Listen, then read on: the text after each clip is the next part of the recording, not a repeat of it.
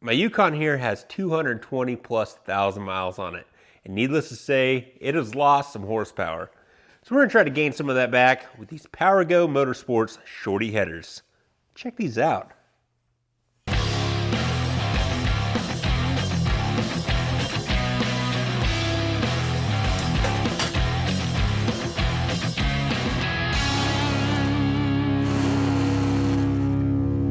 These things look pretty sweet. All polished stainless, 1 5/8" primaries, got a 3/8 flange, nice TIG welded. They look great. The Shorty style headers are good for torque, and then plus these are designed to fit right in the factory location, so we shouldn't have to modify, you know, like the Y pipe and all that. Also came with the gaskets and the hardware needed, so should be pretty straightforward.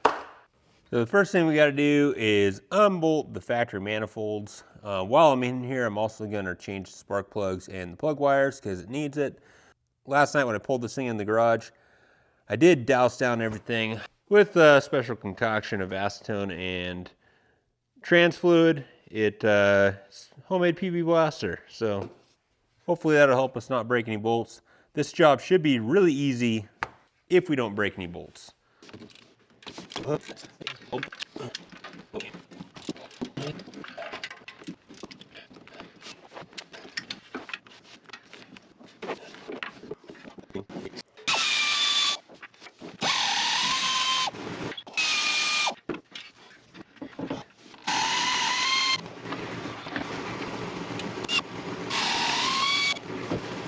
Right on, all those bolts are out. That's pretty easy.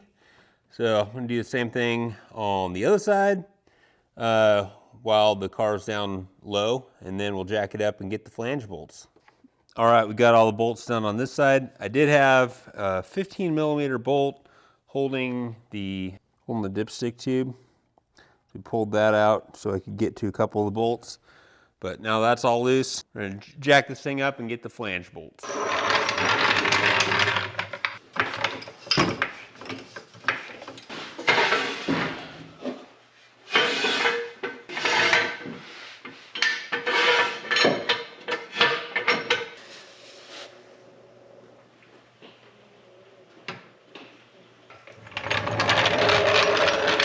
All right, so this is the passenger side. There you can kind of see. So there's the driver's side. There's basically 3 flange bolts on each side, flange nuts, rather, that we got to pull off. I believe they're 15/16. It's going to be really hard to show you turning wrenches. Basically, if you just get some long extensions, that's really going to help you out. You got to get your ratchet kind of below the frame level to break them loose, and hopefully the air ratchet will get them the rest of the way. They might break, but the headers came with new hardware, so really a non-issue.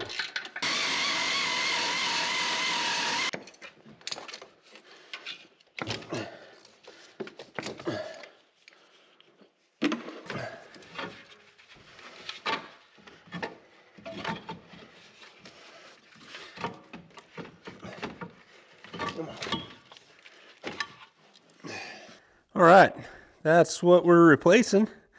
They are out. I thought maybe it was a like alignment dowel in the back because the back nut was missing, or bolt. It's not missing, it's broke off. So this might actually fix a header leak that I didn't even know I had. So gonna have to try to get that stud out on each side on the back.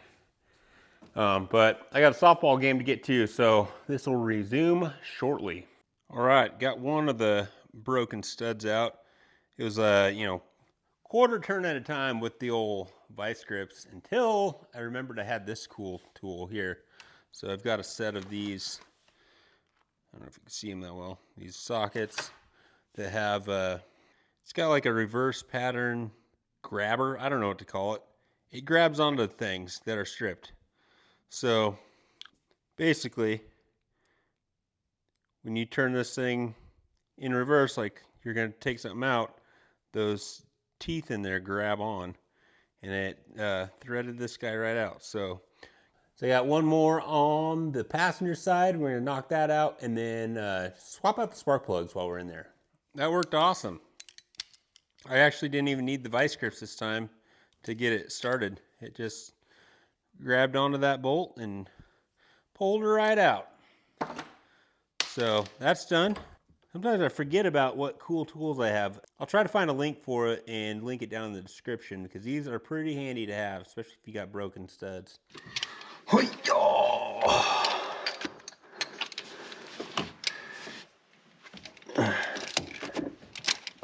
Tell you what, it's a lot easier to get these spark plugs without exhaust in the way. Yeah, I would say if you are doing these headers, you might as well change spark plugs if you haven't done it recently. This is way freaking easier. These definitely needed it too. Bet you that's my intermittent misfire. New plugs. See how nice and pointy that little electrode is? Old plugs. Some of them are really bad. There's one that's like really melted down. Look at that guy. Throw these bad boys in there, and then I think it's header time. All right, new spark plugs are in, gapped. We're gonna start with the passenger side on this header. So basically, we just got to slip this guy in there. It's a little tight fit, but I think it'll be okay. And then once it's kind of in place, we got to slip this gasket in between the header and the head. Sometimes vehicles have like little alignment dowels for your manifolds, your headers. This one does not. So we're not gonna be able to like stick the gasket on ahead of time. We'll have to slip it in after we get the header down kind of in place. And then align it with some bolts. We'll be good to go. Nice. Looks sweet in there.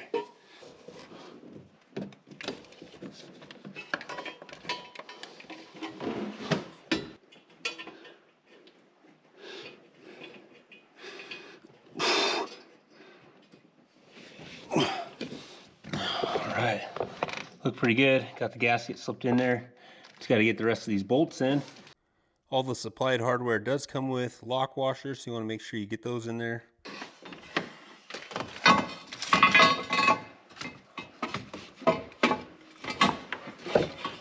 Okay. Gasket.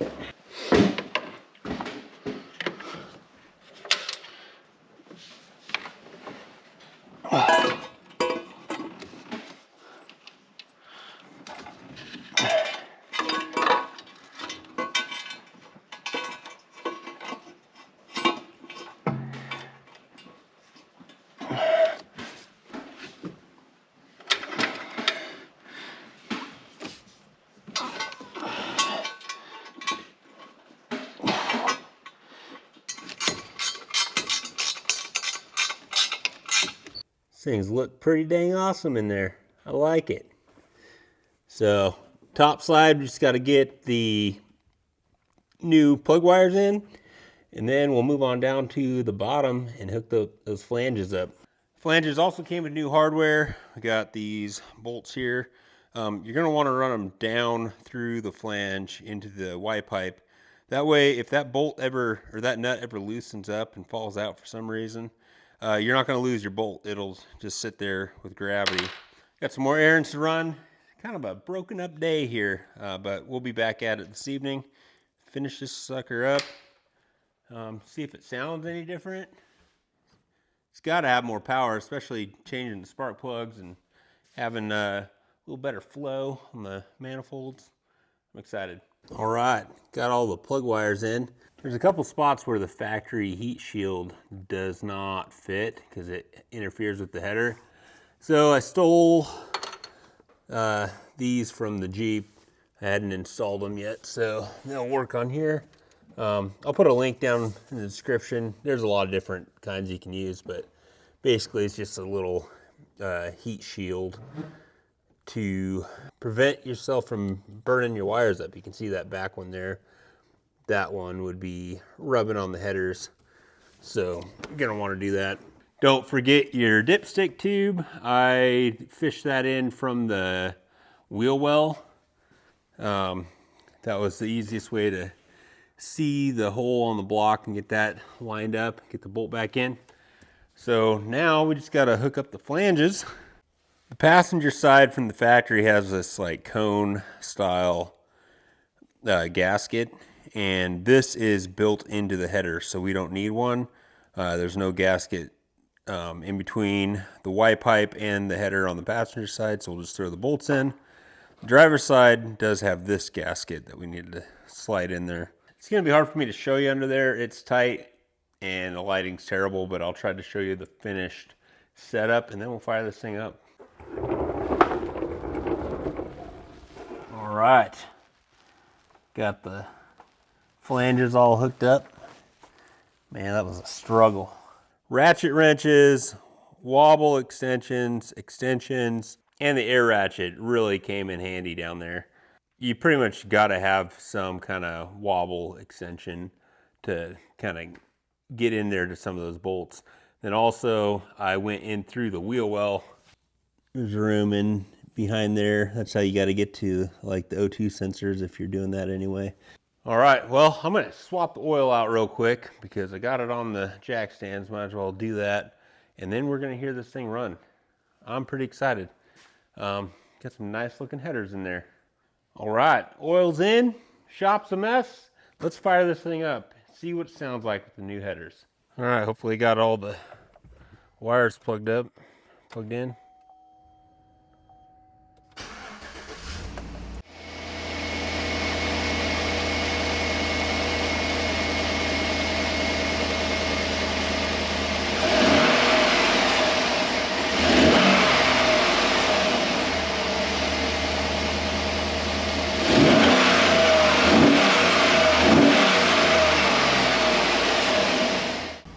Doesn't sound like it's missing.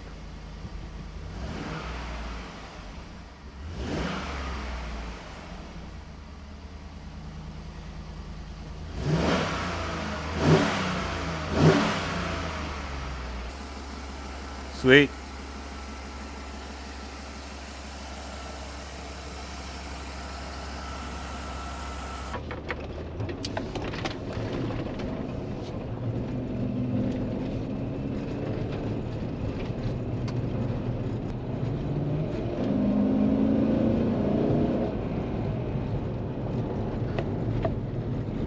I don't know, I feel like you're probably gonna have to dyno test it to really see what the numbers are, and I'm not gonna do that.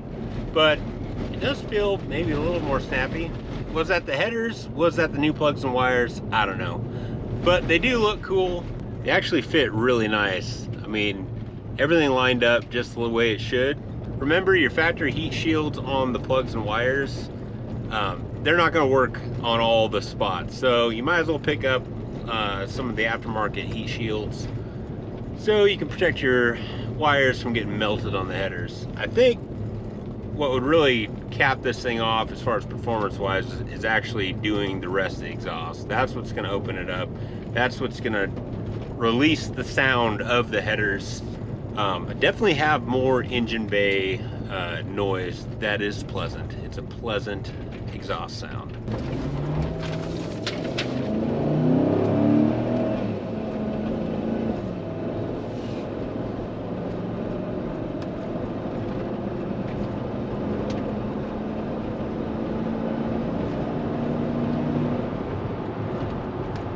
220,000 miles. She still gets up and goes. Anyway, I'll leave a link down in the description of Powergo Motorsports website. You can check it out. They've got a bunch of different headers for a lot of Chevy stuff, some Ford stuff, but yeah, check it out. Link in the description below. Thanks for watching. Wheel it, wreck it, wrench it, repeat. See you next time.